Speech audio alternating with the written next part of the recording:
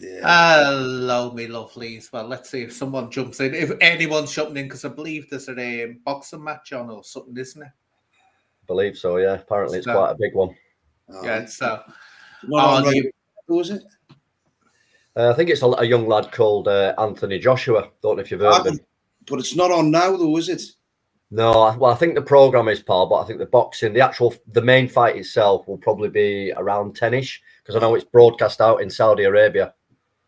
Oh, I might put 50 bar and watch it. Well, brilliant. So we'll wait for a few people to join, then we'll start. Cool. And hopefully Mrs. Magpie will be in the chat to monitor all those. Oh, God, you get it bad style, don't you, Cookie, sometimes on your channel. Not very nice. But anyway, just a few people.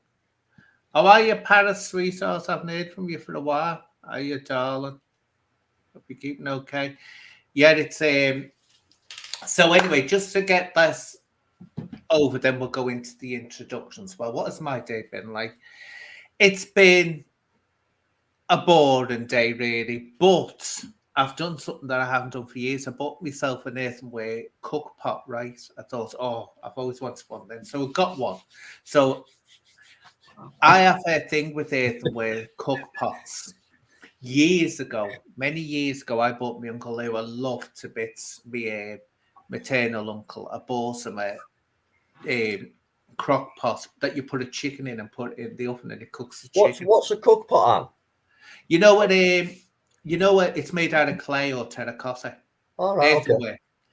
And it's supposed to be really good for you because it keeps all the goodness in the food. So anyway, cut long story short, I bought him it, and the next time I saw him, he said, "Oh, do you know that pot you bought me, that cooking pot for the chicken?" He said it cracked first use, and do you know what? He said, "Oh, that must have been a load of rubbish." Now, he didn't mean I'd bought some rubbish because I'd spent quite a lot of money on it. It was when I was abroad in touring, and I thought, I'll have to get that for me Uncle Joe because I loved my Uncle Joe to bits when he was alive. So anyway, I was gutted, so I never wanted to use one again. Then I learned recently, didn't I? You're not supposed to just get them fresh and put them in the oven. You're supposed to soak them in water for 24 hours, then take them out and put oil on them, then put them in an oven until they dry out because it seals it. If you just put them in the oven straight away, they'll crack. So now I've tried it and it didn't crack because I did it the right way. So I feel great now. And so I keep on saying when I'm doing it to me Uncle Joe, Uncle Joe, you see, that's what you should have done, Uncle Joe. Sounds like a lot of work just to put something in an oven. Apparently they're really healthy for you, very healthy, and they're getting more and more popular now, the same ones, but you make sure that you seal them and do all that. So anyway, Pablo, how was your day been? All right, yeah, not too bad. Fairly quiet. I was at work this morning, so just a nice little early shift for a few extra quid, as we do. Other than that, just calm, really. I've had a lot of problems recently with, well, I say recently, it's been going on for bloody 10 years or more with my sinuses. So every now and then they play up. But luckily enough, I've actually got a referral maybe 6 months ago. And now this has been ongoing for years, like I said. And they've now decided, they did a lot of scans and whatnot, and they basically, I've broken my nose here as a kid. So basically I can only get 50% air in. So sleeping wise, it affects your sleep quite a bit, but they're now going to operate on it, thank God. So they're going to basically give me a new nose or straighten it. Well, it will most probably change your voice as well in the process. But yeah, it's terrible sinuses because people don't realize just how painful they can be as well. It's like your teeth as well. Like this side of my face at the moment is like boom, boom, boom. But well, do you know, funny enough, Pablo, right? This is why I will not trust bleeding doctors or anyone if my instincts tell me opposite. For years, now I'm in my 50s, for years and years, I had a tooth at the back on the left. Yeah. And I swore it was giving me headaches. I swore it was, but I'd be knocked out, literally couldn't do it all day, and I'd be vomiting, couldn't eat or anything. Yeah. Oh, no, your tooth's healthy, we're not taking out. So I let it rot. I wouldn't clean or anything. They took it out. Guess what? The headache stopped. And I had to suffer that for years. I should have just paid them when I think I said, look, I don't care when Celtic pull it out. It was that tooth. Well, it was, look, do you know what, Anne? It was luckily enough, because obviously the doctors, like, I mean, I'll go ahead with what you said. I'm just going to move this computer a little bit. So for years and years and years, I was given antibiotics to kind of clear up the initial problem. And obviously it did, clears up the infection for a while. And it was actually a young doctor. I would guess she was probably fresh out of training. And she said, how long has this been going on for? And I said, well, I fell out of a tree when I was maybe 11, smashed my face on the floor, and literally smashed my face. But all they were interested in really, and fair play to them, was kind of keeping my kind of jaw and my teeth. So the sinus thing has gone on and on and on for years and years and years, and your doctor keeps ploughing you with antibiotics. And she said, well, hang on a minute, have you ever had a referral? I said, well, no, I just keep coming to you. And I didn't press the matter thinking about it. I mean, I was same as you. Whatever a doctor says, you kind of take it as read, don't you? So fair play to her. She referred me, and lo and behold, now they've actually looked into it. They're actually going to do it, and hopefully it'll work for me. Well, Pablo, the reason why I don't trust doctors is many years ago when I was 29, if I'd listened to what the doctor had said, my mother would have died in the house. My gut instinct told me different, and thank God I was able to convince the woman on 999 that was taking the call. I said, no, I know my mother, and I said she needs to be in hospital. I said, this injection he's given her isn't working. Thank God she listened to me and said, I'll get in there. I was told your mother's not going to come out of this hospital alive. A month later, she was dead. She would have died in the living room. And so I never listened. My gut instinct is I'll do what I want to do and not what the doctor says. But anyway, before I get on to your cookie, this is an interesting one, because I have views on this. Evening, people, what's your thoughts on bringing back national service for wayward youth instead of prison? Well, Eddie, I'll start with this one, right? My mama was an army woman. All her people were army and navy people, right? And when she used to hear people saying that, it used to annoy her, because she said, being in the army, being in the forces is a job. It's a job, a vocation. And what it is, you're saying to those people, and this is what she used to say, this is their point of view, you're saying, well, let's get all the waifs and strays that society doesn't know what to do with and dump them in the army. She said, that's not, the army doesn't want people who don't want to be there. It's not, the army is not there to correct and put things correct and punish people in society. The army is a job. It's a job like being a nurse. It's a job like being a police officer. It's a job like being a teacher. It's a job like being a mechanic. It's a job. And so to turn around and say that, would you turn around and say, well, get all these waif and strays and these people won't behave themselves and throw them in the national service to work, or throw them, into schools as teachers? No, you wouldn't. Stop looking at the armed forces being a dumping ground for what society can't control or deal with. So I'll go to you, Cookie. What's your view on that? I think it's worth some thought, because I think certain types of offenders and all that would benefit from that. It would give them structure and some direction, but at the same time, if they're hardcore criminals, then I don't think they should be sent there. No, in prisons where they should go. It's not only that, Cookie, it's also the fact that you're actually training what could be a thug to be a more proficient, dangerous thug that can kill easier. So what's your views on that, Pablo? Do you know what? It's a good question. I'm gonna throw a little curveball here. I totally agree with the idea of giving maybe some wayward youths a direction or a view to a better life. I would think an intermediate level. I mean, not straight in the armed forces, because at the end of the day, like you say, you're chucking them in to be trained technically as killers, if need be. I think something in the middle, let's call it a cadet or whatever you want to call it, like a Bad Lads Army. I mean, there used to be a TV program called Bad Lads Army. Yeah. I don't know if any of you guys have seen it. And what? It was great entertainment, but in actual fact, you're always going to get, dare I say it, the ne'er-do-wells or the people that want to go off in a different life of crime. You're always going to get that. It's a percentage game.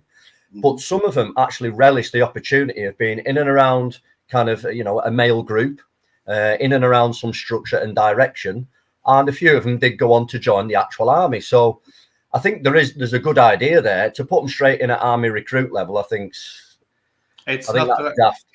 I think what it is, it's I just hear my mama's voice. She say it's, you know, she used to really hate that idea because she said it's demeaning and looking down upon the army as being something that, you know. But Eddie said, yes, totally understand it's a job, but it's about discipline. If you want discipline, right, get your children and put them into ballet. Put them into ballet and they'll learn what discipline is. You have them there having a teacher with a stick, beating the tempo, shouting at them, shouting. People wonder why I can start getting loud. It's because that's the way I was brought up. Yeah. Is that where I've gone wrong in life, and my mum didn't put me into ballet? Should have been put into ballet. You could be now there, Pablo, doing Swan Lake, being all beautiful and dramatic. I've been pirouetting my way into Hollywood. Pirouetting away and jetting into the next dimension. Wonderful. But, I remember seeing a boot camp in America where people who were they were violent criminals, but like they had a choice of could either do 2 years or something it was at this boot camp, or spend 10 to 15, 20 years in prison. You know, and within 3 months of them being in this boot camp, we want to go into prison and do that 10 stretch and stuff. Do you know what? That might not be a bad shout. Giving people, I mean, obviously we're going to get onto this topic. That might not be a bad shout. Giving them an option of, right, listen, let's say you're going to do a low level prison sentence. Maybe saying to them, look, I'll tell you what, then I'm going to put you in a recruit camp. Like I said about the cadet kind of thing, or I don't know, like community service should have been, right, here's your option. You either go and do this, or we'll send you to prison for a year or two. That's right. Yeah, it's like I always think though, and we'll get onto this talking about, but I think a lot of the time people are sent to be to prison that really it would be more of a punishment and a lesson for them to work in the community. I really do, and pay back to the community, but not in a way where they're doing jobs that should be going to people who are looking for jobs and getting a decent wage. You've got to be careful of that because they can use it and start using it like, oh, hey, well, we use them and then we won't have to pay a full wage to someone who needs a job. So it's a difficult one. It is a difficult one. But now, Cookie, we haven't got on to you, haven't we? What's your day been like? It's been I've been carrying furniture all day and stuff and that, and putting up shelves and stuff all day. So, been. Oh, you're right, Mr. DIY, aren't you? I have been the daily. Cookie's man and van. Are you a man and van now, Cookie? No. I've just been helping. Now, what we're going to do now is go on to very quick introductions. Everyone, you've seen Cookie before, haven't you? We know Cookie's story. He was in prison. He's got his views. Pablo is very, very interesting, and I made up Pablo agreed to come on here because he has a very, very unique insight. He's been on both sides. He's been a prison officer and he's been an inmate. But give us a quick overview, Pablo, of your experiences. My experience was I joined the prison service as maybe, I think off the top of my head, sort of 24, 25-year-old young man. I was I didn't have a direction in life. I'd worked for a company. I was in the part-time fire brigade. That was my chosen career, but I wasn't getting anywhere with it. So my girlfriend at the time, her mum was in the prison service and said, do you know what? I think you should apply for the prison service. I think you'd be really well suited to it. You know, being a people person, young lad, got on well with lads, etc., etc. So I applied for the prison service purely off the cuff, you know, not thinking anything would come of it. Got into the prison service in a local jail, and in that local jail was youth offenders. So at the time they were called YOs. Anything up to the 18 to 21 years old. It was a big jail in Lancaster Farms. I sailed through recruitment very quickly and was offered the job. Started the job. Kind of was a little bit taken aback with what I was met with. However, I had too much bravado at the time to kind of think maybe I've made a wrong decision. So I carried on with that job for maybe, I don't know, 3, 4 years. things got progressively worse in my own personal life, and I ended up committing a crime, taking stuff in for gangs in Manchester and Liverpool. When I say taking stuff in, contraband, cannabis, phones, etc., etc. So obviously this came to light. I was caught by a prisoner who grassed me in, shall we say, to further his own prison career. And I ended up getting 4 years in jail myself for it, to which I came out in 2012. The fallout after prison was tough for me personally, to kind of deal with what I'd done and the guilt and the problems that I'd caused family and people. Turned into a life of addiction myself, alcohol addiction, cocaine addiction. So that kind of took its toll, and that lasted a good, I would say, from the actual offence, it lasted a good 10 years. So yeah, that's where we're at. We're doing all right now, by the way, just so there is a positive to the end of it. You see, what interests me, right, Lee Pablo, right, is that from a prison officer's point of view, you are dealing with without seeing any behaviour change at all on them landings. And I'm interested to know how that affects your day-to-day attitude. We're helping to, like, when you even start to think about, like, rehabilitating prisoners. It's, for me, Cookie, in my time, like I said, so we'll go back to Lancaster Farms. I think just before I joined, or the back period, well, it's kind of, I would say, a year or two before, there was a heavy emphasis, because the government seemed more interested in rehabilitation rather than punishment. Plus, as well, it was a young offenders institute, so there was a hell of a lot of things to do there. You know, you'd have mechanic shops, you'd have paint and decorating shops. It was all about education, getting the boys out of the cells, you know, and getting them into some purposeful activity. Because let's face it, that's what we need, and we'll get onto this more in depth later. So when I joined, I thought, oh well, yeah, fair enough. You know, this is quite good. But then quickly, things changed. We kind of, the ethos of the jail changed. You used to have a lot of juveniles as well. So Lancaster Farms was juveniles, 15 to 18, basically kids. Then it went from 18 to 21. And then you saw the finance being pulled from the government. All the workshops started to shut. All of a sudden, you've got lads in cells, more frustration.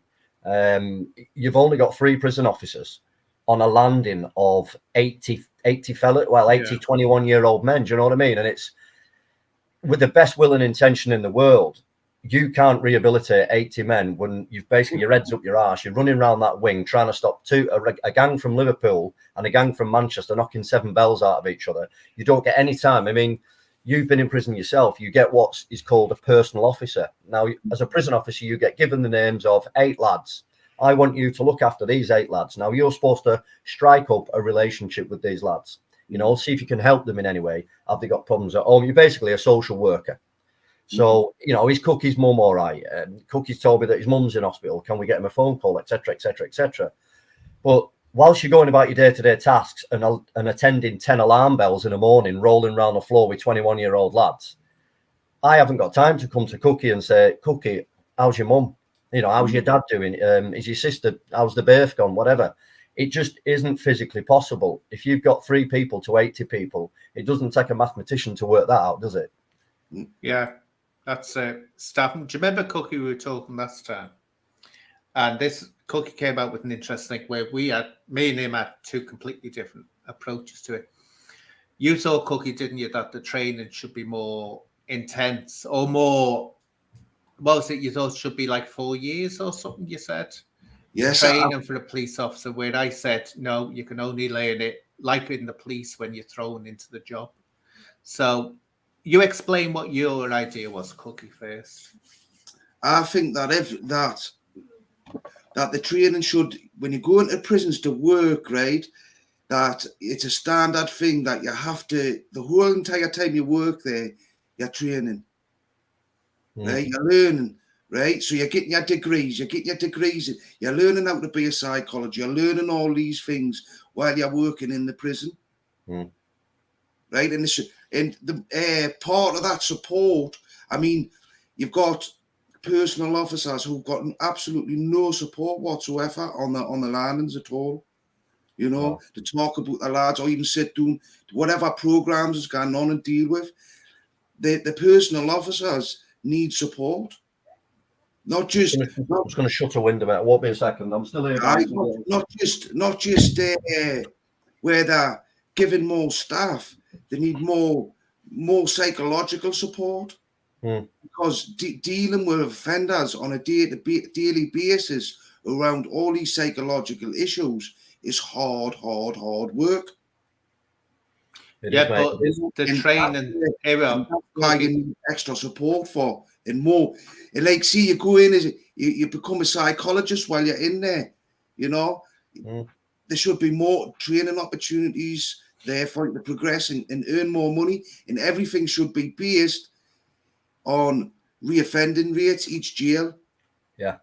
So but you know what? Money if you've got good. Cookie, I'm going to jump in here because you've got to actually let him reply. But also, what you do, you've sort of gone one road, then you've gone on to another road. What we're talking about is education, where that's not involved in whether they're stuck on landings or not. It isn't the question with well, education. It's all about personal relationships with inmates. But now my answer when Cookie first came up with this was, I remember what it was like with the police, right? Training, right? I'm telling you now, I remember an officer telling me, he said, forget all that. He said, the minute you get in that station, he said, forget your training. He said, it doesn't even come close to that, to what they teach you. Now, I said to Cookie, I said, it's not going to do any good. Or in my view, it might do a bit of good, but won't be worth the monetary effort. What do you think of that, Pablo, about actually more training so that you're more ready for the job? So if we're talking purely about prisons, my training lasted, I think off the top of my head, so they changed that even just before I joined the prison service. You would go away to a place called Newbold Revel, which is based down in the Midlands, and you would go and do a residential course down there. So you were kind of living and breathing, the prison system and learning. In the end, they put it to local recruitment, and my training was, at best, it was 8 weeks in a porter cabin, looking at kind of slideshows and PowerPoint about, what you can kind of do with, so my corruption training was, I think, an afternoon on PowerPoint, which isn't the reason that I became corrupt, by the way. It's just that part of training wasn't substantial enough for the risks of the job this day. Obviously lower wages, younger staff, but maybe we'll get into that soon. But I think Cookie's got a good point, but I don't think the interest is there. I mean, from the officers, it would be, because I do believe the people that going into that job want to make a difference. So I do believe there would be interest from the officers to develop their skills whilst there. But like Anne said, I just don't think there's the interest from above or the finance. And whether there's a bigger picture in all of that, we can talk about. But I just don't think it. I think you're purely there. We've regressed. We've gone back to a nation of turnkeys rather than kind of develop any relationships with prisoners. And I think that's exactly where we're at the moment, because I know staffing levels are horrific. COVID has absolutely ruined it. And I think that's been, I wouldn't say it's an excuse, but I know the prison service has been keeping people behind their door under staffing levels. I think also they've ended MDTs. They're looking to end them completely. So there'll be no more mandatory drug testing going on in the prisons. And they're advocating for prisoners to spend more time behind their doors, because the more we mix this year, the more we conspire in drug deal and end up committing violence. It's I mean, that's a kind of, you put someone behind their door for even longer, they become more frustrated. How can I say it? They become more, if they're addicted to things anyway, people will always get things what they want in prison. Let's make no bones about that. So the space made a huge negative impact on the landings in every prison in the country. Yeah, totally agree with you, mate. You see, this is the thing as well. I think a lot of the time they allow a certain amount of drugs into prison because that's going to keep everything calm or keep it more controllable. I think that it depends what it is, Cookie, what they're taking. I mean, if they're taking something like cat or something like that, then you're going to have serious troubles. But if they're having a bit of weed, a bit of herb, I think they turn a blind eye to that. Because I used to say about mental health hospitals, right? No, when they said we're going to ban the smoking and all this. Mm. I said, you've got people who are already on the edge with their mental health and on the edge, and you're going to say you can't even have a cigarette. Yeah, I said, that's going to make them explode. So I think a lot of the time the prisons turn a blind eye, but if it gets more serious, then I think they step in. I think that may happen on a small, like maybe he's an officer on the land and maybe smell a bit of weed and might just overlook it. Yeah. But that would be as far as it would go, because security in all prisons, every prison is totally and utterly dominated by security. Every decision that's made is dominated by a security decision, and that's where we have the problems in prison. You see, because it just brings staff and inmates at loggerheads all the time. Yeah, of course, yeah. You cannot move forward or now. I mean, it's like a simple thing. Getting your trainers into prison. Don't prison allow you to get trainers sent in, right? Great. That stopped people from getting bullied for their trainers and stuff and all that. But because one inmate got caught trying to smuggle drugs in through his trainers, they banned it. Yeah. That security system worked. They caught the drugs coming in, but yet they still ban it. Now it's encouraging people to get taxed for their trainers and stuff and sell that stuff. And it just everything's a currency. Everything's a currency, mate, isn't it? Sorry. Everything's a currency, mate, in there. It doesn't matter, if it's trainers, it's food, it's canteen, it's drugs, it's whatever. It's whatever anybody can get their hands on to make them feel better and alleviate that pressure or that disappointment of that day, because that's what it is. If you're locking people behind a door for 23 hours a day, I liken it to, kind of thought about this before, if you lock a dog in a cabinet, and then come and get it out 2 days later, there's going to be two things that happens. It either comes out and bites your hand, or it just sits in the corner cowering with, I don't know, with mental health, with addictions, with whatever you want to call it. There's only two reactions. It doesn't just walk out. It doesn't walk out of prison nicely, does it? It either comes out and bites you and reoffends, or it comes out with a lot of problems. So there's got to be something done with this 23-hour bangle that the prison service are hiding behind staffing levels and COVID, etc., etc. When is this going to get addressed? Well, this it causes cabin fever because if you're in a cell for any point of time, it does start playing on people's minds, and it's like say that you just think, how can people go through that day in, day out, day in, day out, day in, day out, and it's like it's going to have some serious mental health effects on. You have to learn to focus your mind.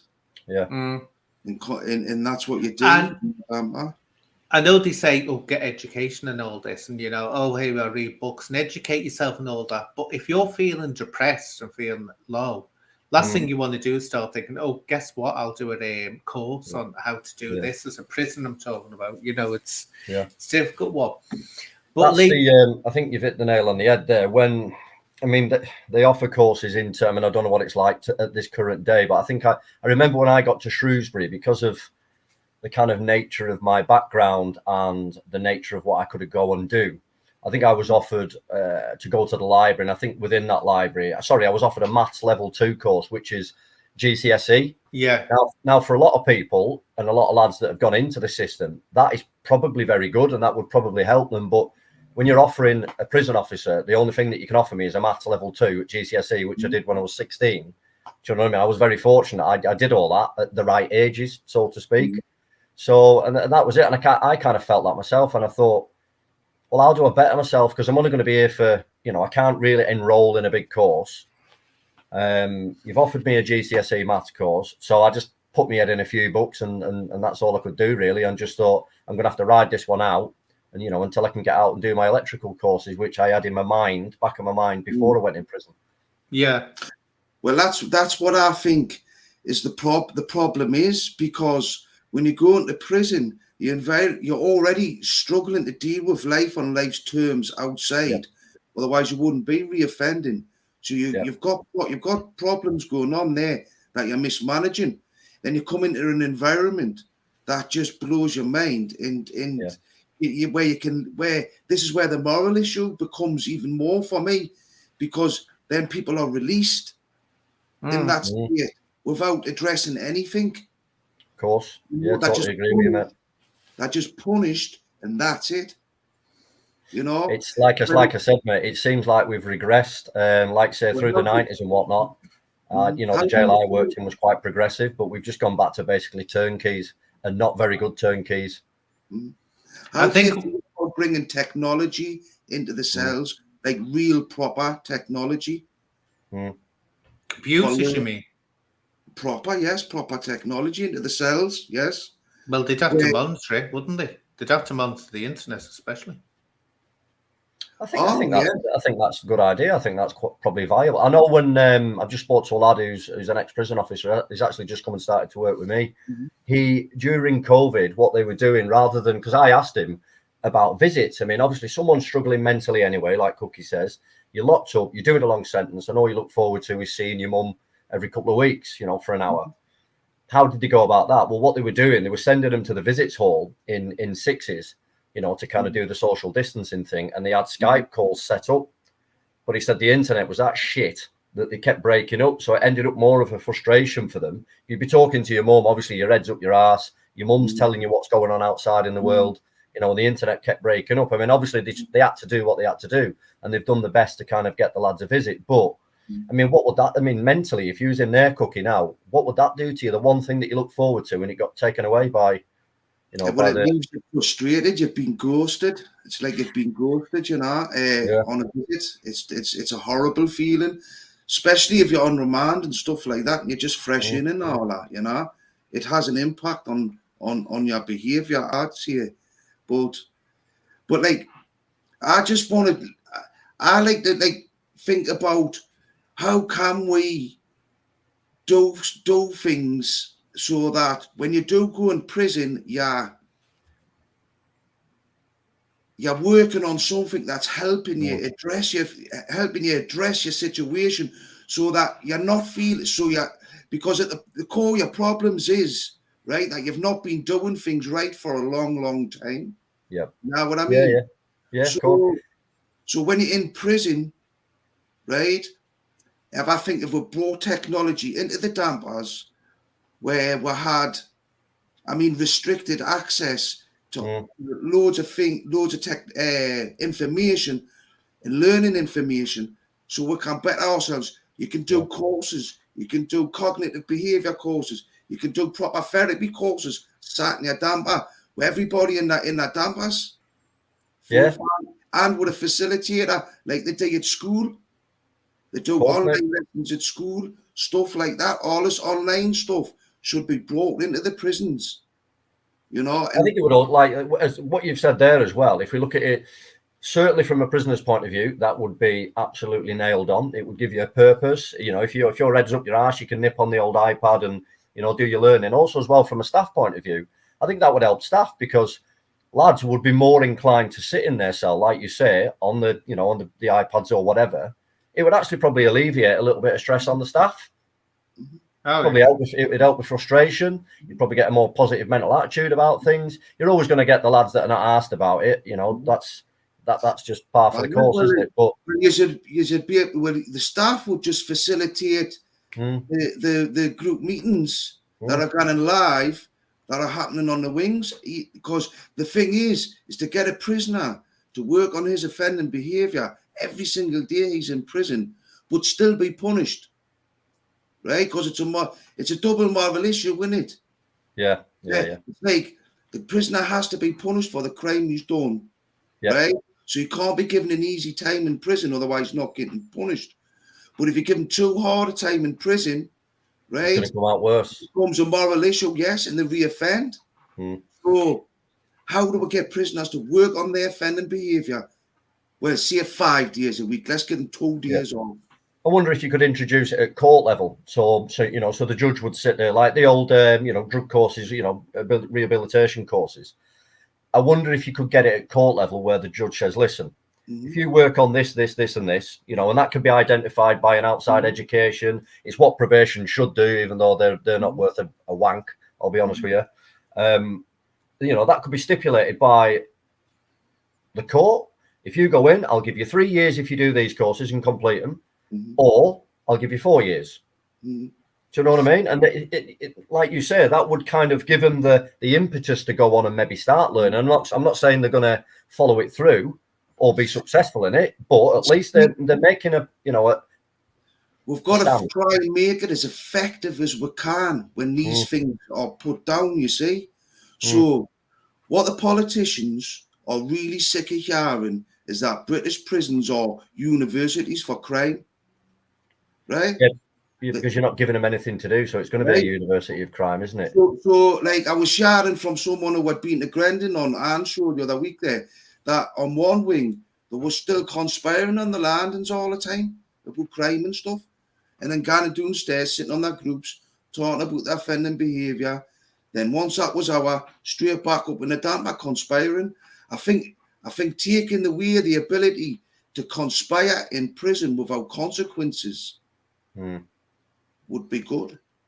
Would help the programs that are run in prison be more effective. But let's just put something in here. I'm going to play devil's advocate here, which I usually do, to sort of try and balance it out. Right, you get education, Cookie, right now. I actually do, education. You know what I'm like, passionate about education. I keep on, the education. If you've got children, get them educated. I'm telling you, and you'll be doing them a great service. But you get your education, then they go right back into if it's a situation where they've come from a culture or an area where crime is rife and the friends are all into it and the friends are doing that. The problem is that person is going right back into that culture. Now, because not all the time are people from a bad background or people from a crime background are not. They can just do it themselves of their own accord. But what you do in that situation, they're educating it and then they put right back in. And the other problem you have, which I want you to consider, is not being able to get a job because of a criminal record, no matter how educated you are. Yeah. So how do we deal with that? Well, prisons should be places, like I say, that we should be working on the offending behaviour, and they should be smashing the delusion. That's what they say about addiction, right? Smash the delusion, right? And if we can smash people's delusions, so when they get out and they start them seeing behaviours in that same social circle, then now what's going to happen? Then now, because our delusion's been smashed and they can't tell any more lies to themselves, they can't justify that bad behaviour anymore. They have to try and figure out and moving forward in a positive way. You know, and it's how sorry, mate, go on. Delusion in them prisons instead of making them more violent. I think it's similar with addiction, mate. I mean, that kind of, you've got to show someone there's a better way. Otherwise, there will always be, if you always did what you always do, you'll always get what you always got, that kind of mentality. And I think you're right, Cookie, with a lot of lads and a lot of girls who go in prison have never actually seen another way. And to back up your point, it's a percentage game again. There are going to be some people that are going to come out that will always fall back into that life. But unless you show someone the light or show them a better way to live, you'll never get anywhere. And, you know, if we can do that in prison, whether we do it before prison, because clearly these boys and girls are struggling, like Cookie said, maybe addiction, maybe obviously being surrounded by crime. You always get your monetary crimes. But I think something's got to be done, because all that will happen is, especially with the current climate of our country, with the influx of thousands and thousands of more people coming in on the shores, they're going to be tempted towards crime because they're not going to be able to, you know, earn a decent living legally.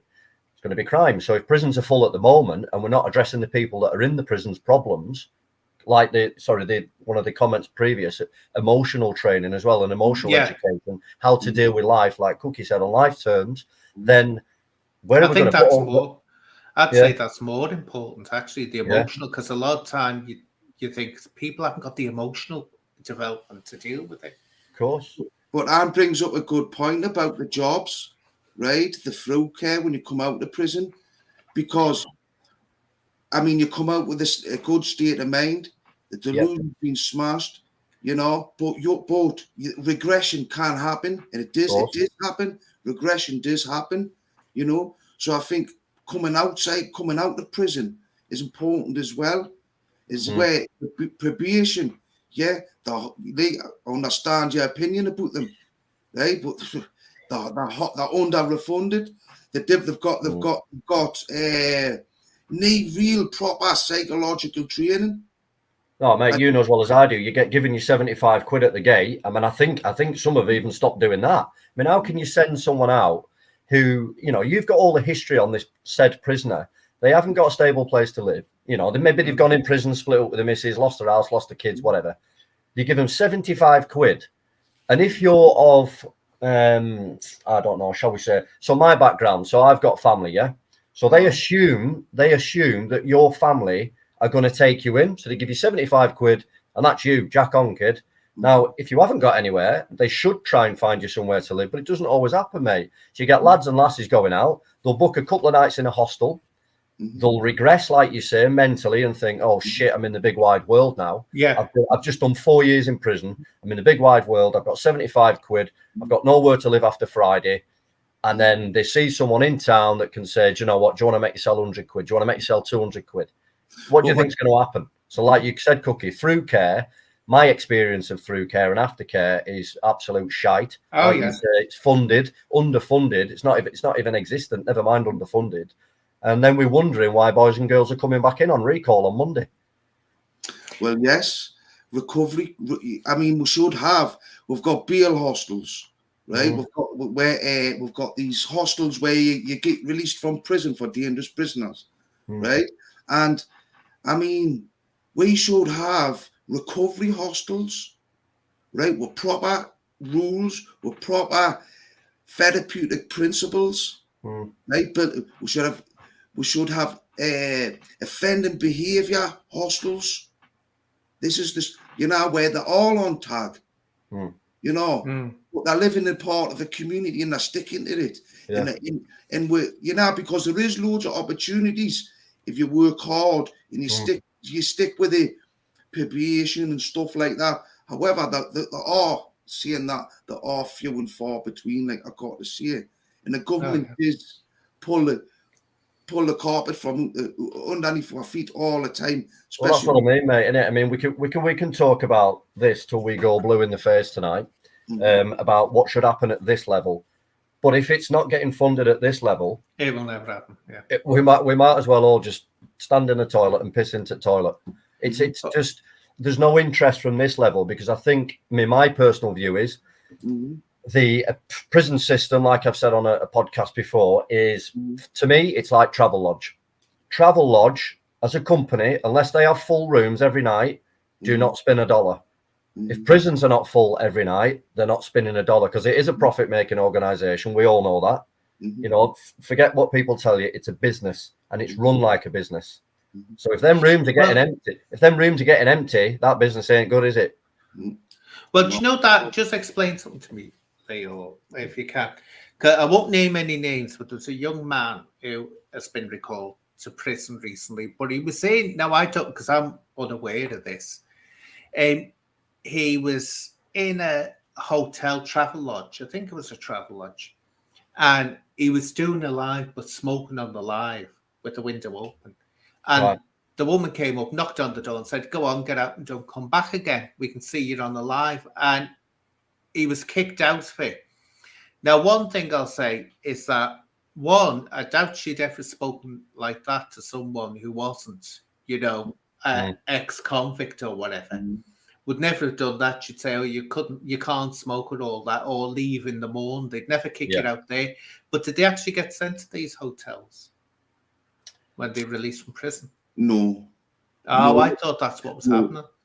No, well, I don't know about.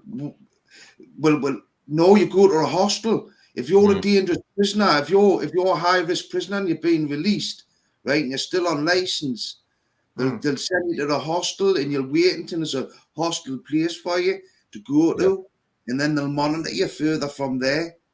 Yeah, I've never heard them put people in kind of mainstream commercial hotels or we put. So like basically, are you on the streets then? If you can't find anywhere.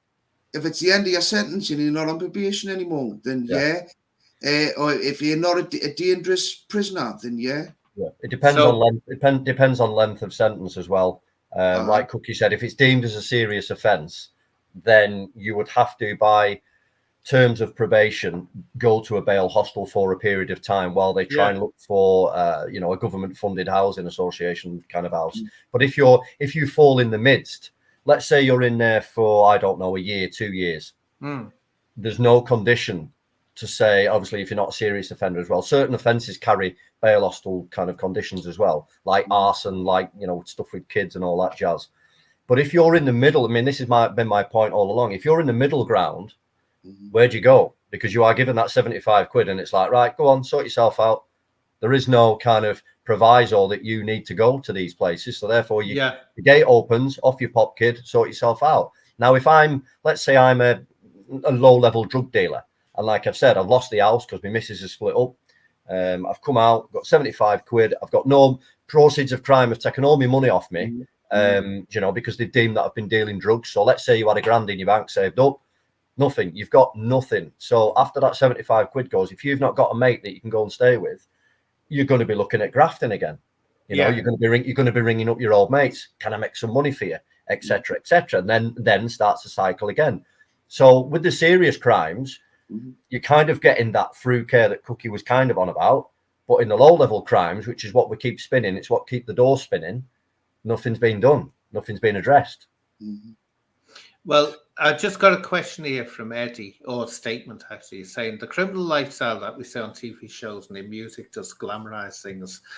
So can see how young people's minds think that that's what they need to do to get the flash cars out, watch, etc. It's not only that, Eddie, it's glamorized on YouTube. And I'm not going to again mention names, but when you've got podcasters who are, supposed to be reformists and all this for prisoners and criminals, and yet they're going on boasting about how this American big boy fella who was making 10 million a week, come on, let's go and see him because he's a star. That being a gangster now apparently makes you a star. And that's what happens. It's like it's warped. They need new idols to go for. I mean, in the past, it would be John Wayne and Bessie Davis. That's the idea. But now the idols have all changed. It's just him. So you're right there, Eddie. I think what Eddie picks up on there is just forget the criminal world for a minute. You look at the role models in today's society. I I nail people on the regular for this. All youngsters want to do, or dare I say, young people, their kind of goal in life is to get on Love Island. Yeah. So we've kind of, I mean, they don't want to be doctors anymore, or nurses, or community workers, or like you say, I don't know, prison workers to help people. All we want to do is get on Love Island, and then get in a shitty mag and make a few quid. But then that creates the fulcrum of crap because it's just downwards after that because that's all they want to do. It's a mind-numbing society that we live in, isn't it? See, this society changes all the time, doesn't it? You can never keep up with it. I'm just going to nip and get a drink. I'll be 1 second. Okay. You see, for me, it's the lack of awareness around, because most people don't know how you can address your offending behaviour. So it's the lack of awareness around that. But you've got a thing going on called cognitive behaviour courses in prison. You see, but let's tell you this, Cookie, right? Cognitive behaviour works in some instances, not a be all for everyone, because I was training to be a counsellor, and I remember we used to do this cognitive behaviour, and we had to do different styles of counselling to try and work out which one was the most suitable one or which one you wanted to major in. But what you find is people do get latched on to cognitive behavioralism and all this. It works with saying it's like these. There are arguments against it that it's not as effective. And one I used to hate was neurological. Oh God, here we go. I've got to try and say neurological. I can't say. Your linguistic programmer, neurological linguistic programmer. I used to always go mad when I'd have to say that. Now, I used to say to people, they'd argue with me and say, no, I am right. When I looked at that, I said, that is literally blaming the person for everything. And I said, totally unrealistic things. In other words, say that you shout at me, Cookie, right? I've done something to make you shout at me. So I must understand what I've done to make you shout at me. And then if I change my way, then you won't shout at me. And as I said, that is a load of crock. What it does is it sums up people as that they'll respond. And as I say, life isn't like that. Maybe Cookie just wants to shout at me because he feels like shouting at me. I haven't done anything. And this is what you say, where I think what you need is or what I feel, if someone needs counseling, the one, you need a professional. You can't train yourself. You can try to. Some people can't successfully help themselves, but this is one thing I've always said, right? And this is another thing that I believe in. I see people know on this. They say, "Oh yes, I helped. I was in a bad place, and I want to help other people and all this. Be successful in getting out of that dark place that you're in." And then to be going, "Oh, this book's brilliant." The next week it would be, "This self-help book is so amazing." Like, oh, and then next week, "Oh, this one's," and I'd say, "Wait a minute." Yeah. Only one book will be successful. So I said, why are you going from one book to another? You know why they're doing it, Cookie? Because they're not successful, like they're saying, in finding the answer. They're looking outside themselves for the answer. And they're not accepting the reality. Sometimes you won't get an answer, but the answer is always within yourself. Yeah. So on an anger management course, right, Anne? Yeah. Right. The number one goal if an anger management course, right, is to raise emotional awareness in a highly emotional situation. Positive emotional awareness in a highly emotional situation, right? I mean, and being able to tackle that issue, right? I mean, how many times can you remember when you've been so angry, right? Like you've just shooting ball until you finally calm down, right? For people who commit with anger issues, for violence and that, right? Need to be taught how to control that. How to control that properly. How to become that emotional awareness. With these cognitive behavior courses, all they do for a lot of inmates is bring up loads of bad behaviors. Exactly. Any coping mechanism. A lot of that's reactive, mate, isn't it? If you do courses like that, it's reactive. But I think the key to how do I say it? Rather than be reactive, we could do with a system in place to kind of identify this in people, to help them identify it before the initial blow up. So they've done 4 years in prison, and that then lies probably outside the prison service, doesn't it? So, maybe. Do you know what, Lee? A lot of the time, it's like when it comes to men and anger issues, right? And they're not honest about this, and our society isn't honest about it. If you're a woman and you're going through a bad time because you're on your menstruating, premenstrual tension, that's understandable, but they forget men can have a horrific time from testosterone surges going through the body, and they don't address that. It's like, oh no, you can control this with your mind. Not if you've got testosterone kicking off. You can't do it. It makes you violent when that happens. So you've got to get the way. Yeah, but this is the whole ridiculous thing about these cognitive behavior courses, right? You're not allowed to get angry on the course. I know. Yeah, it's ridiculous. To learn to work through it if you can't get angry on the course. It's like going to a wine tasting afternoon, but without being able to taste wine. Hey, well, just got one here. Tula de Peltz. I hope I've pronounced it. I don't think I have. Tula de Pisa, I think. Pisa. She's my friend. I'm trained to be a police officer to let people's voices be heard. People have come out of prison. You're in the wrong job if you want people's voices to be heard. When you go into the police, you do what you're told. You do what you're told. You don't have a right to be heard. Believe me. I mean, I could go on for hours about it. The police are not there to help ex-cons or anything. If you go in there thinking that you're going to help ex-cons, you won't get on well because they're your enemy. Basically. So Anne Tula's my friend. So I've exactly. Yeah. So Anne used to be in the police, by the way. Yeah. Cooler. So, well, I was an inquiry officer, station keeper. I wasn't actually a police officer, but it was more or less.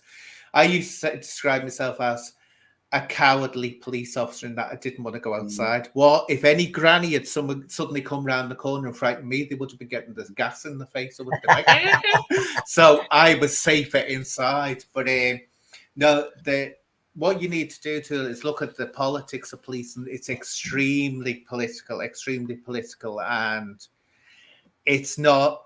If you want to help the public, yeah, and go into that, do that. But if you're talking about people out of prison, you'd really struggle. You're in the wrong profession for that, because prisoners are to be dealt with. That's it, not helped. And so I don't want you going in there and getting the wrong impression, because you'll be shocked just how political the police are when you get in there. It's very, very political. I got the shock of my life when I went in there. Hey, I tell you what, I've just remembered something I was going to tell you both that's happened this week locally to me, just to go off piece for a second. So at work at dinner time, I can nip into town. So I'm talking about Lancaster Town Centre. So I'm walking through town. Tula was there actually as well. She'll back it up. We've kind of walked up through town, and I've seen a crowd of people kind of, gathered around someone on the floor. So I thought maybe it's an old deer that's had a fall. As I kind of walked around, that it started to move, and I saw a woman performing CPR on a man on the floor. She was pumping away on his chest, kiss of life, all that jazz. The guy looked, it didn't look anything untoward, 60, 70-year-old. So I thought, heart attack, maybe she's waiting for the ambulance. Police have come flying down the town centre, and I mean flying. It was market day as well, so for them to be doing that was pretty risky. Ambulance has come. By all accounts, the guy had been stabbed in broad daylight, and by all accounts, not been confirmed yet, because I think they're keeping it under wraps. Apparently, he's died. That was literally 11:30 in the morning. When was this? Did he get his I think, off top of my head, and I think it was Wednesday. Yeah. Crazy, isn't it? Oh, it's scary. It's absolutely scary what's going on. I mean, Lancaster's like a little, I wouldn't even say it's a city. It's almost like a little town. You see, you don't hear this thing. You don't hear half what's going on. I used to remember coming up to Christmas and New Year. It used to be like, how many swinging bodies are going to be found from trees and under bridges and stuff. Now, you never heard about that in the press. The suicide rate used to shoot up something horrific during Christmas and all that. It was horrible. It was absolutely horrible. But you'd never heard about it. Here we are, Simone. Yeah, it is that guy on Steve Wright's show. Yeah, we used to be on Steve Wright's show when Steve Wright used to do the news show. I was the eye candy there for people to look at. Don't get me wrong, I'm not just going to help people with mental health. Please help me when I fell. Yeah, it can, but make sure you mentally you've got a good support as well, because it's a difficult job as well. It's a very, very difficult job. But if you find that you can do it. You'll have probation anyway. If you're going to be a police officer, you'll have 2 years probation anyway. So they'll decide whether you're suitable, and you'll decide whether it's suitable. That's why I say, people do specials, and they do get specials and all this. Anyone, before you go, if you want to go into the police or you want to see what it's like, just become a special, because shall tell you now, specials now literally do the police work. But arresting someone and all that. You see them going out to actually do the job that police officers should have been doing. But you'll get a sense then of what the job's like.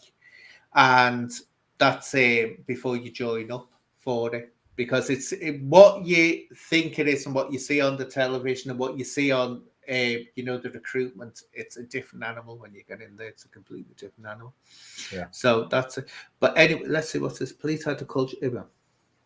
Police had the culture of their own, and it could be very toxic. Oh, it's still the same. You have you'd have different, if you were on response like I was for most of the time, you'd have different blocks, A block, C block, A block, B block, C block, D block, and all that. Different police things. And each one would be different. And there was always an alpha male. And you knew if what the alpha male acted like, the others would start acting like the alpha male on the block. And that's what used to happen. then it changes from station to station as well. It's weird, completely different attitudes. That's why I say you can't assess the police by meeting one police officer or one station, because you go somewhere else and get a completely different. I think it's very similar in the prison as well. And to be honest, it was. Yeah. I think that, I've mentioned it on a podcast before. That was what I struggled with, the find of. I went in there as a young man, and you kind of go onto that wing for the first time, and Cookie will tell you the thing. What shocked me was the noise and the kind of chaos of it. So you go in there as a fresh young man, and you've got 2 or 3 officers there. One may be, I don't know, a lady of 50. The other one might be, like you say, an alpha male. The other one may be a really quiet officer who likes to work with the lads. I found a difficult thing for me to do was find out who I was as a prison officer, if you know what I mean. Yeah. So you would get a lot of grief from the alpha males. You just go, shut him behind his door, tell him to fuck off, do whatever. There's no nonsense attitude, but also as well creating no relationships with the lads. You then get, obviously, when the time needed to come and you needed to be stern, you then maybe wouldn't get the backup from one of the others. And I found it hard to find who Lee was as a prison officer, or who I needed to kind of play up to, or who I needed to follow. Because in my era, I know it's different now, because I spoke to the prison service, I didn't even have, or you don't even have a kind of mentor or a buddy officer or whatever you want to call it. You were basically just chucked in there and like, listen, crack on with the job. There's your keys. There's your radio. Now go and make sure them 80 lads don't knock lumps out of each other. And it was like... do you think that was the only way you could learn the job? Because I think, like the police, until you're thrown out there, you can't learn in a college, can you? You just can't. You can't. Their environment, prison, I don't think you can replicate that anywhere. It is what it is. It's chaos. It can be quiet. Literally at 9 o'clock in the morning, everything can be calm, and you're sat there just about to with your brew, and all of a sudden chaos, pool balls, everything all over the shop. 10 lads on floor knocking lumps out of each other. And let's say you come out of a profession of, I don't know. So nowadays they're employing people on 18 grand a year. So the quality of staff, shall we say, and I'm not going to be derogatory by saying it's shite, but the level of people of interest that you're getting are coming from backgrounds such as, I don't know, working in supermarkets or working in a local shop. And all of a sudden they go in and they think, because it carries some prestige with it, or it used to be, I don't know, a nurse, a police officer, it carried some prestige behind it. You get people thinking that that's the next step in their life. Now they've come from Asda, stocking up the meat counter. All of a sudden they're on a wing with 80 lads, like I've just described to you. It takes a special kind of person to be able to just switch it on and deal with it like that. It's the fight or flight kind of, mentality, isn't it? Some people are just going to think, oh shit. I'm not going to lie. I thought, oh shit, what have I let myself in for here? But my bravado and ego kind of carried me through those first few months as such. And I guess it's the same with the police. Kelsey's just asked a good question here. Did the panel think that more women in the police or prison services change and could improve things in the future? Well, I'll say just on the police side of it, they're just as corrupt as the men are. I can assure you.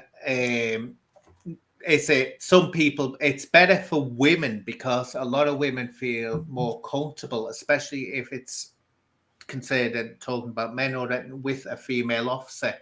And of course, when it comes to things involving sex crimes, you need those female officers. You really do need those female officers there. So, honestly, it has changed it in some ways, but let's just put it this way. As I was saying before, it's very politicized. It's very much like I say that if you want to see the most powerful, biggest Masonic lodge on the planet, look at the police service, and you'll see it. So the women to climb up the rank and ladder have to be just as corrupt as the male counterparts to get there. And I hate to say it's past I always said past the level of chief inspector, you have to be corrupt to get on because they've got too many dirty secrets and they're not going to put anyone above that level that is going to blow them out of the water. Yeah. That way.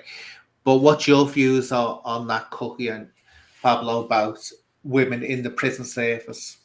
I agree with Lee. with Pablo on this, and what he says about this, about how women on the landings can have a really positive effect and diffuse a highly stressful situation just because unfortunately she's a female.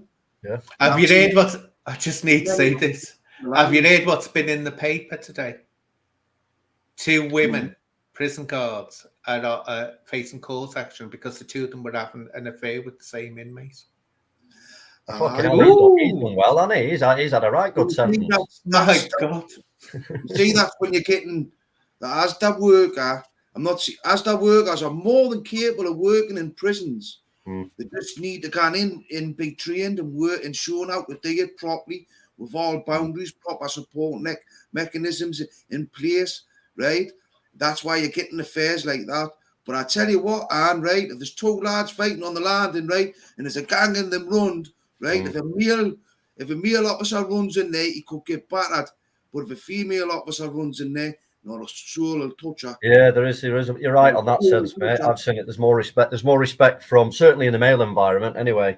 I mean, you're always going to get people that have disrespect for anything, but I do agree with you on that sense. But the other flip side of that is, I'll say it, the physicality side of it, when there is something going off, and sometimes you could put fucking Pamela Anderson there and it ain't going to stop it. And sometimes you need, dare I say it, bigger, more capable males physically, even though every prison officer is trained to the same standard.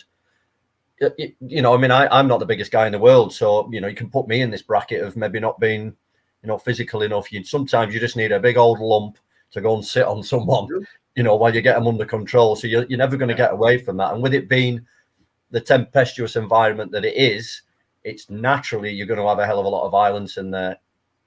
Yeah, because it gets all pent up, doesn't it? What I will say, finally on that, because I was in the fire brigade, and I remember this recruitment drive at the time. This is what gets on my tits.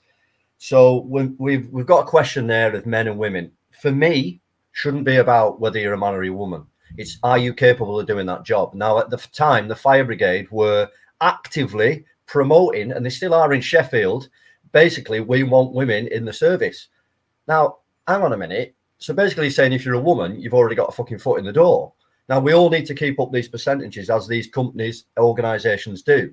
It's all run on percentages, and that's what pisses me off. I want the most capable person, whether that be a man, a woman, or a dog, to do that job. I don't think they should get in because of their skin colour, because of their orientation, because of whatever. It should be the most capable person.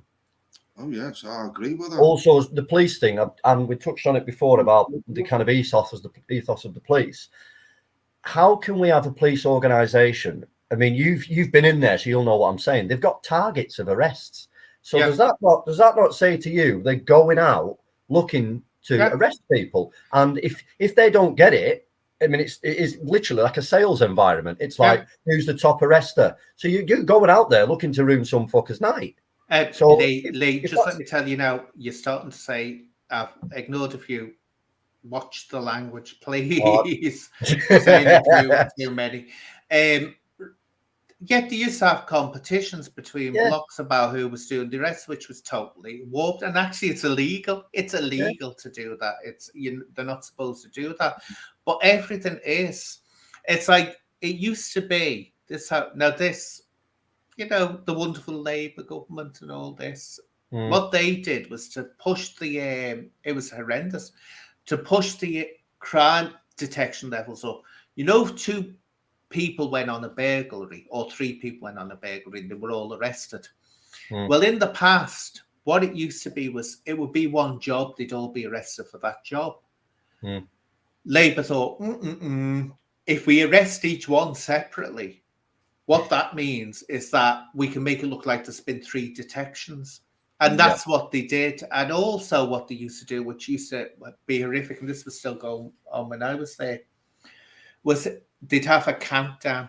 In other words, when a log came on, it had to count down and it had to be either resolved or closed off within a certain time period. There'd be merry hell if it wasn't.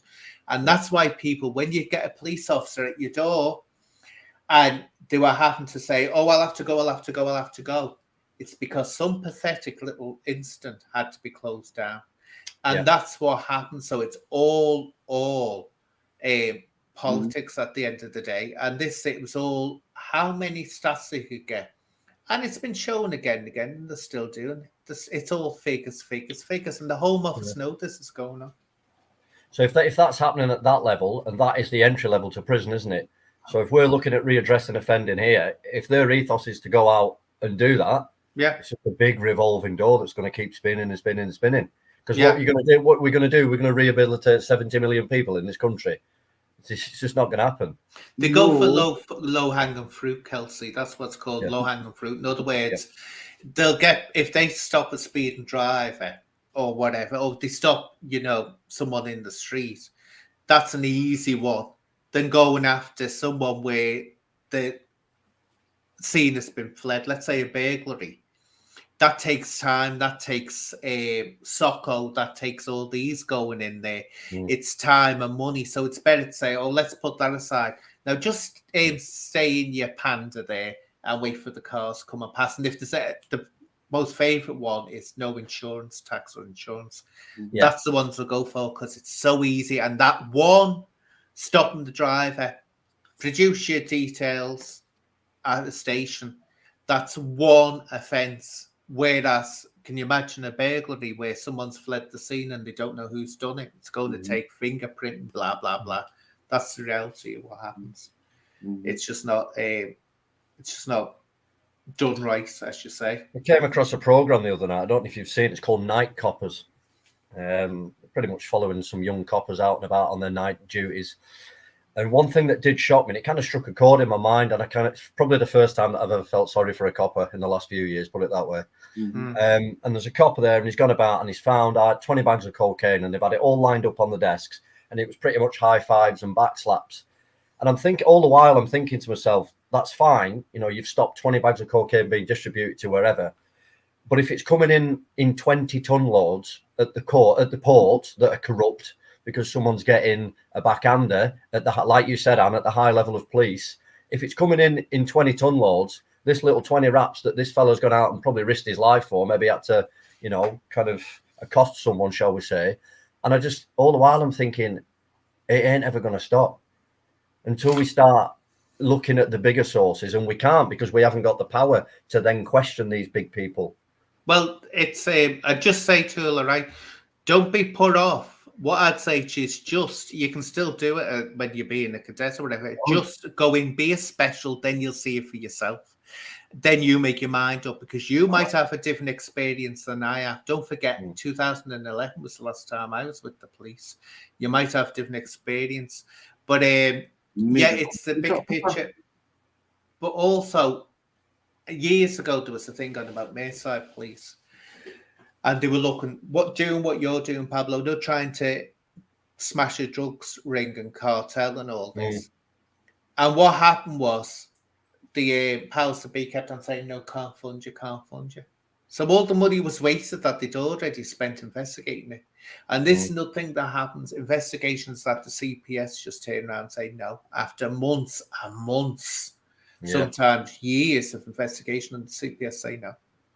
It's absolutely horrendous the way it goes on, but we've more or less strayed away from the subject, haven't we? And we best get back on because it's all about the social issues that are played out every single day on my streets. Yeah, why people are and until we start addressing them, then we're not gonna get anywhere because drugs are always gonna be part of our society, whether we like it or not. Yeah. I think the war on drugs will always be a war on drugs, and if we out sounding very simple about it, I think the kids are a little bit more educated in the sense of when I speak to youngsters these days, drinking isn't at the forefront of their mind. I mean, I grew up in the 90s, probably similar to you, Cookie, 80s, 90s. All it was about was going out and getting leathered. Then the drugs come in the 90s to a certain degree, and now I actually don't think drinking is up there. I think drug taking is further up than drinking. So and we can't stop it. Like I say, we're not going to stop that war. So we've just got to go back to that age-old thing of educate. And like you said, social kind of. Well, it's like when you look at people who come from crime backgrounds or in crime and all that, right? They come from a lot of them come from broken homes. You know, a lot of them have grow up on the estates where there's loads of single parents, or where they've got alcoholic parents, or where they've got druggy parents. Yep. You know, the social situation is like you go. I mean, you go. I'll not mention it, but you go and work for the cleaning companies out there. That charge. I can't really say much about it, but they charge like £35 an hour for a cleaner to turn, you know, but they only pay that cleaner minimum wage. You know, these are the social issues. You've got these greedy capitalists without any social conscience, right? Where people can't look after their families properly, where you know, where there's economic poverty going on, and I mean, it's went unaddressed for how long? Oh, I yeah. mean, how long was it went unaddressed for? With these greedy capitalists getting richer and richer and richer. It's only then recently that was everybody starting to feel a pinch and starting to see the capitalist energy companies getting all the money. Making record profits, but the other people who can stop them doing that is the government. So why are the government not putting? I mean, they are going to put sanctions on them, but it'll be a token gesture. We won't see any relief from it. But like you said, the big companies keep getting the rich get richer, the poor get poorer. We've now got a society where there is no, I would say, middle or working class. You're either poor and struggling, or you're mega rich. Well, that's right, and you've always got the capitalists taking advantage of the poor people by paying them, by charging big companies, and I'm talking about public service companies. You know, the public service companies paying £35 up to £45 an hour. Yeah, but an hour. Cookie, right? It happened under socialists. Socialism never works, I can tell you. 100%. It's never worked in ever. Now, if you had a choice between the two, capitalism and Dingo and socialism, capitalism has dips and troughs. They have bust at times where it sinks and then it goes up again. We see this happening all the time. Then it will be successful, then it goes down. Socialism just keeps on this straighty bleeding line. It doesn't. I know people are going to say, "Oh, I'm a socialist and all this business and I like that." It just, you know, it can have both have the bad sides. But Matthew's just said something here: legalize all drugs to free up manpower and money to fight prop crime. I don't think you'd understand what drugs can actually do. It does actually lead to a lot of crime, drugs, and that's the problem. So it is proper crime. I mean, you're talking about serious crime that it leads up to. I do kind of know what he means. I think he probably means ordinary drugs. The reason why there's violence and crime within drugs. I mean, obviously the addiction side of it then creates crime, but the majority of it is because it's underground, isn't it? I mean, there's always going to be that argument of, you know, do what Amsterdam did with weed, and all of a sudden we've not got a problem. So it's just the addiction side of it, and then the addiction side leads to the crime, I think. Do you know what? I heard something about Amsterdam recently, and I can't remember what it is, but you've just reminded me. It's not as cooey and lovely and heaven on earth as people are making out. There's something about Amsterdam. I heard something that this idea that it's all bliss because they legalized it has been successful. It hasn't, apparently. But that's more or less, I mean, that's an argument. If you're talking about soft drugs, maybe, but when you get into the harder drugs, I'm sorry, you're talking about you're going to get more people with psychological problems, with paranoia, with all this. I mean, you see it, don't you, Lee? And this is the thing I say, and Cookie, you know, I always say this, you see it on YouTube a lot. It's like, you'll get them, oh, here we are, you know, the boxers and all this, and you know, they've been taking drugs, ex-drug users and all this business. And they're saying, oh, here we are, I'm here now and all this. I've got mental health issues, blah, blah, blah. And this is how I cope with my mental health issues. And I turned around once and said, I forget who it was to. Was it to, that fellow with Dougie Joyce all the time. Dougie Joyce's cousin. Dean Lynch Ward. Dean Lynch Ward. And I said, Dean, doesn't it suddenly like have a connection here. Mental issues, drug use, and getting punched in the face. I said, isn't there a link here? And no one will agree to it or admit to it that actually there's a link here. These are mental health issues that can be a lot of the time avoided, but that's a completely different subject we're going on to. Here we are. And can you? Do you know Simone Jury? Cookie. Can you tell Cookie that Cheryl in the Dug wants to go camping next time? Aye, that would be canny. I don't think she wants to come along with us. With you What's this about, Cookie? Elaborate. Oh, she won't get it's it's camping, isn't it? We were supposed to go camping, weren't we? But bleeding slow Joe there doesn't get his act together, does he? This is what you'll hear about Cookie. Oh yeah. Then it's like Cookie time's moving on. Time's moving on. Have you got a new camping club, Cookie? Is there a new series on this? Aye, well, trying to get some up and going, like. He says no. But Pablo, he says all this, right? Then it comes to an absolutely big fat zero because he forgets about it. And it's like, oh, yeah. Then he forgets about it. Oh, yeah. And it's like, this ain't going to happen. I've got an idea for you. If you're going to go camping, why don't you go camping outside every HMP? Oh, no. I'll let you have that for a business idea. Oh, aye. Oh, we can't do a day somewhere together, man. I'd like to go. Could be some Live Free. Did you ever see Live Free? Yeah, I did. Yeah. Stick him. Couldn't do that though. They'd arrest us. Oh, I know. Well, yeah, exactly. I think a lot of them auditors have been curbed, haven't they? They have, aye. The auditors. So you talk about those people that go around annoying people. Yeah. I can't see the point in them. I really can't see the point in them. But yeah, they will. Pester in the prison office as it was great. It was great. Yeah.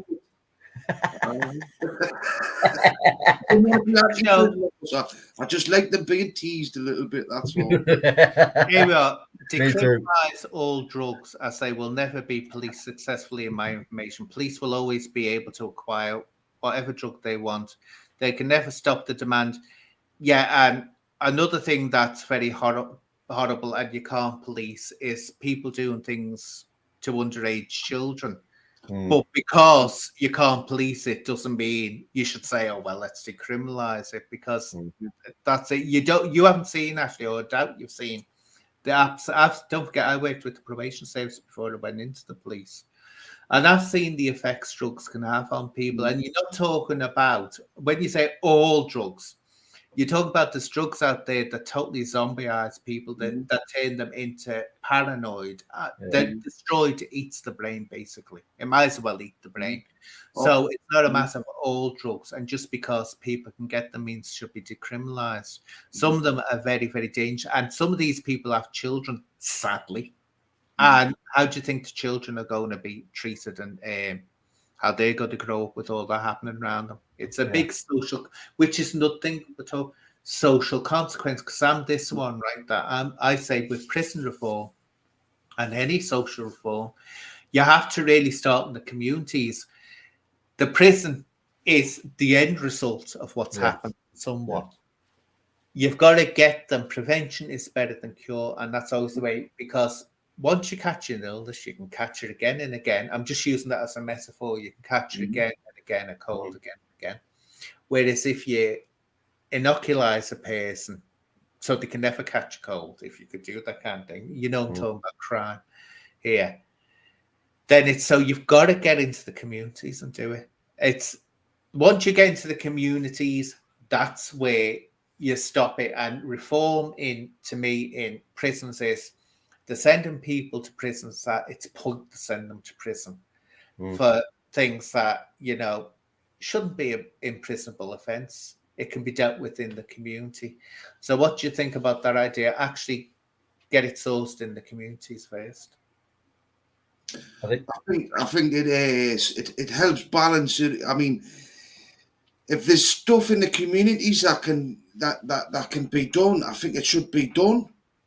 loads of prevention should be done. You know, it's identifying what sort of challenges that need to be met to address these sorts of issues that we're talking about on the streets. You know, how do we smash the delusion in people? How do we teach people about relationships? How do we teach people about the consequences of negative relationships and criminal relationships? And you know, how do we do that? It's the only thing is, mate. I mean, I totally agree with you. That's I kick backs up what I said before about the identification of problems or addressing them before the prison thing. Who would then apply this kind of training or what? The police haven't got the people to do it. So you're looking at then the education system. Now, if we go off what comes out in the media, the education system is stretched. You know, you've got higher numbers in classes than ever before. Which service is going to kind of implement this? That's what I worry about, because I just can't see it coming from schools. Schools and teachers under pressure. Teachers are probably not trained in being a psychologist, a mentor, or whatever. Right. I don't. That's what I mean. Our society's changed in loads and loads and loads of ways. Our teachers need to evolve. Our teachers can't be this like prison officers. They can't be prison officers from the 1700s who just turn the king beat you up. It was easy. Was you around in the 1700s, Cookie? Well, it'd be far worse than that. Well, they've never changed, do they? Well, I have a little bit. I want to since. Ashley's just said something here. Ashley's responded, good point, Anne, but I'd never compare. Do you know the way people twist your words right round amuse me? Someone was doing this before to me in the chat before it came on. Good point, Anne, but I'd never. Who was comparing them with child abusers? Ashley, don't twist me words. I didn't say drug addicts were child abuse, but guess what? You will get some that are. Every stratification of society will have them there. Believe me, they will. I wasn't comparing them with drug addicts. What I was turning around was saying that it's illegal to be a child abuser, but it's on the increase. So, like you wouldn't make that illegal, you wouldn't make taking hard drugs illegal. You know, that way. So it's not comparing them at all. People do play with words, don't they? They just get your words and then they hack them round to make you sound look absolutely awful. But the thing is, as you say, Lee, that's the realism is it ever going to happen? And that's the reality of it. And it's the impetus, the effort to happen. Society would need to feel a need for it. In other words, big businesses would have to benefit from this. The government would have to benefit. Someone would have to benefit. And that's the sad reality of life. Someone's got to benefit from going in there and doing all this. But schools, I'd still say it's gone terrible in schools, because I can remember the days when if you went home, and it's true, people think this is a myth. It's not. It's true. You'd go home, you'd turn around to your mum and papa and say, oh, the teacher told me off. The response you'd get would be, well, you must have done something to deserve it. Yeah. And, you know, I remember once when I was 12, we heard about in some schools, some teacher had been punched by one of the parents. The horror right through the community, it was like, oh, my God. And the kid was removed from the class straight away. The school was kicked out. No messing. And some things from the past you need. And one of them is, you did what you were told when the teacher told you. And you just, even though the teacher, you might think the teacher was wrong or whatever, and they used to be able to hit you in those days. Remember, they had that. I think if we could go that, once they got rid of that, and parents started like, oh, my baby, you can't tell my baby. Look, right, even if your baby's in the right, it's good to let them listen. Look, just get on with it. Just let it go. Life's not fair. Sometimes you'll be accused of things, or sometimes things will happen to you that aren't nice. But guess what? That's life. Is it going to kill you? No, it isn't. So go on. Just deal with it. Forget it. Go out and play. That's what I say. We're too much pandying about to them and all this business. But anyway, we're coming up to the 1.5 hour. This has been interesting, but we need to have another meeting at some point to start talking about this further, because you don't realise it goes into different branches, doesn't it? it goes into completely different areas. We've spoken about the police, we've spoken about politics, we've spoken about education, we've spoken about everything. But if you're available at any point, we'll come on again and have this. And anyone in the chat, right, if anyone's had prison experience or whatever, make sure that you let me know, because you ever want to come on, because at one point we're going to have, I'm thinking of having an open discussion as well where people can actually join in and start talking about it. Because I think when you're speaking in the chat, it's not your voice that's saying it, and sometimes you can read something and take it, you're reading it in the way your mind's saying it, and it can come out as something different, can't it? So anyway, thank you very much, Lee. Thank you, Cookie. Always a pleasure. Anytime. Let's get together and do it again. We'll have it's a good old chinwag, isn't it? Definitely will do. And you'll have to bring on your bearded dragon as well. Yeah. So we can say hello to her. Yeah, Lee's got a bearded dragon. Little girl, isn't it? Little girl. What's that? I've got to ask, what's that bath thing? Were you going to give her a bath and she wasn't looking very happy? Oh, honestly, it's like, I mean, it's hard to believe. It's a little reptile, but she has her own little personality. And when it's bath night, it's like she literally turns around and shows me her ass and won't even look at me. It's almost like having a kid with a slapped ass. So I put her in. I put her in the sink, and what I've got, like a little soft toothbrush. Obviously, she's got little prickles and spikes. Yeah. So I kind of give her the one. So I mean, she comes out beautiful, different color.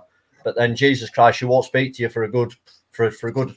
I don't blame her. She's a desert dweller, isn't she? She's saying, "What's that? That's not something I should be getting involved with more." Hey, I'll tell you one quick funny story. So you said I've got a little girl as a bearded dragon.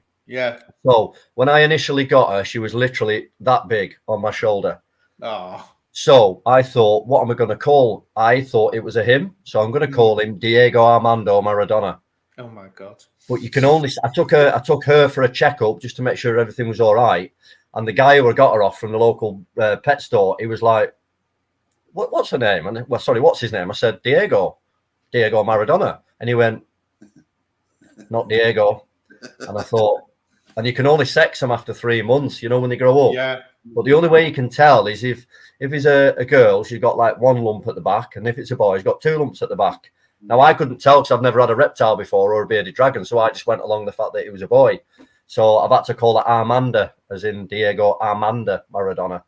They are lovely little things, so aren't they? Yeah, they're cracking. I love them. Yeah. As long as you don't have creepy, crawly things. Oh, yeah, worms and locusts all over the shop. Oh, look, that's it. That's the thing about it. You have to feed them live locusts, don't you? Or they won't eat it. But anyway, so thank you very much for joining me. And next time, and thank you for everyone in the chat and those are told off. Anyway, take care now.